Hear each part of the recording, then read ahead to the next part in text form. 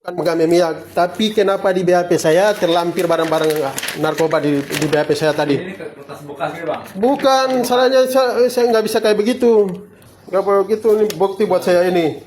Nggak boleh kayak begitulah, mau jebak-jebak saya. Polisi membuka rekaman CCTV yang menampilkan proses pemeriksaan saksi kasus dugaan penganiayaan berinisial IP alias R di ruang penyidik Polsek Cilanda. Rekaman CCTV itu diputar untuk mengklarifikasi tudingan yang menyebut penyidik Polsek Cilanda merekayasa berita acara pemeriksaan. Dengan adanya kejadian viral bahwa dianggap adanya BAP yang direkayasa, di sini kami akan meluruskan informasi berdasarkan fakta, kata Kabid Humas Polda Metro Jaya, Kombes Budi Hermanto. Pemeriksaan saksi IP dilakukan pada 11 Desember 2025 sesuai waktu yang tertera pada rekaman CCTV. IP merupakan suami dari wanita berinisial DA yang berstatus sebagai terlapor dalam kasus dugaan penganiayaan ini. Budi mengungkapkan, penyidik menggunakan kertas bekas saat mencetak berita acara interogasi.